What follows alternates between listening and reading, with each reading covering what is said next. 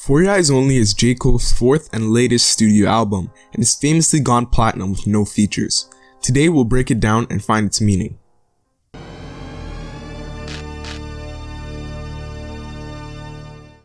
This album is all about the murder of J. Cole's friend, James McMillan Jr. The album contains the story of his life, and he tells J. Cole to give it to his daughter in the event that James dies. The first track on the album is For Whom the Bell Tolls. This track doesn't deal as much with James as it does with J. Cole himself. He talks about funeral bells ringing, and they are thought to represent that Cole thinks he himself is dying on the hip-hop scene. He's given everything that he has. The second track is called Immortal, and this is where Cole first takes the perspective of his friend. He's 17 years old and he's struggling to make enough money to survive. Due to this, he turns to selling drugs to make ends meet. While he's out on the street, he forms a false idea of what it means to be a real man, which is mainly that they are immortal. He goes on to discuss the pain from the friends that he has lost from his lifestyle, discussing limiting effects of racism on blacks in America in the second verse, and ends by talking about how legends are only appreciated after they're dead and gone. There's also a clever insert in the chorus, which is 1:7:45. If you fast forward 17 minutes and 45 seconds into the album to the song Change, you will find out McMillan's fate. The third track is one of the most popular, Deja Vu. A little while later, James is in a club where he meets a woman whom he falls in love with at first sight. He then has his heart broken when he realizes that she has a man. The song goes through McMillan's internal struggle. He first decides that he's better off without her, and then decides to give the girl his number and says to call him when her man leaves him unattended. The fourth track is Ville Mentality, where the mentality is the narrow-mindedness of where James grew up, and the Ville refers to J. Cole's hometown of Fayetteville, North Carolina, or just James's hood in general. In the hook, James asks, "How long can I survive with this mentality?" The mentality is one of limited opportunity. As discussed in Immortal, where James is from, the only path to success is to sell dope, rap, or go to the NBA. The single verse talks about how he now lives a life of constantly ducking the justice system. Before that, it says, "Damn it, won't be long before I disappear." There's also an interlude and an outro from a young girl in the future who's presumably James's daughter, Nina, after James's death. At the end of the song, she gets mad and says to her mom, "I wish my dad was here."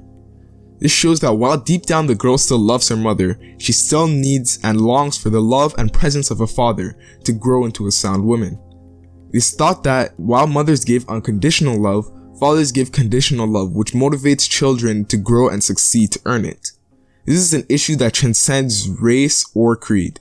According to the US Census Bureau, 1 in 4 children now grow up without a father, and almost half of them live in poverty as a result. The fifth track is She's Mine Part 1. This track is all about love and how it changes a man. It could refer to J. Cole himself and his wife, or James and Nina's mother. Him falling in love makes him forget all about the negative emotions from the previous tracks, and he simply floats in bliss. Key lines in the single verse are, "Yeah, I want to tell the truth to you. I want to talk about my days as a youth to you. Exposing you to all my demons and the reasons I'm this way. I would like to paint a picture, but it'd take more than a day." His partner is the person he trusts most, and he wants to expose himself to her. In a pun of sorts, things take a turn in the sixth track, Change, which marks the death of James. Things are taking a turn for the better after he falls in love. He finally has hope for the future. He harps about how he found God and changed from the inside, how business is going great, he escaped death, and he has a baby on the way. At the bridge, the track fast forwards a few years and enters J. Cole's perspective as he recounts James' death and his funeral, revealing the fate foreshadowed 4 tracks earlier in Immortal. The 7th track is another one that stands out lyrically. It is entitled Neighbors, and it seems to take a step back from James' story. It lets the listener digest James' death, and it's almost like comic relief, although it's not really that funny. In the opening lines, Cole comments on his visit to the White House.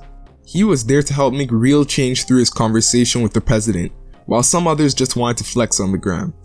The song continues to talk about how J. Cole cannot seem to escape racism. He moves into a quiet, upscale area to escape the paparazzi hounding him, but he finds that he feels like a black in a white man's territory. He concludes, "Some things you can't escape. Death, taxes, and array. It's this society that make every feel like a candidate. For Trayvon kind of fate. Even when your cribs sit on a lake. Even when your plaques hang on a wall. even when the president jammed your tape. Cole feels that no matter how rich or famous he becomes, he is first and foremost black, and in America that means that anytime and anywhere he could become a victim of police brutality, just like Trayvon Martin. The 8th track, Folding Clothes, is again from J. Cole's and James's perspective. It spans the length of Nina's mother's pregnancy, and Cole might be revealing that he has a daughter in real life as well. It is all about Cole and James doing simple things to alleviate the stress of their partners and showing love. The 9th track is called She's Mine Part 2, and it's the last track that James spends alive in his timeline. It has the same beat as She's Mine Part 1 and represents the second time that James falls in love, when his daughter is born. He begins to appreciate fatherhood and realizes all of the mistakes he made in life. He says that his sole chance for redemption and legacy is his daughter. It'll be the only thing he's proud of should he die. The final track is For Your Eyez Only. This is after James's death, and here everything is revealed. J. Cole says that James came to him and gave him this album which contains the story of his life.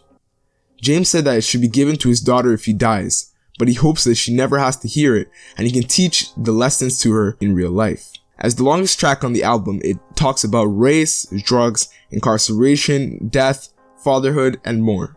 The truth is that nobody knows whether James is real or whether he's just an allegory for black people in America. All we know is that he was ultimately killed by his circumstance. The album finally reaches a conclusion on what it means to be a real man, as J. Cole explains the album to Nina. It concludes with the following lines.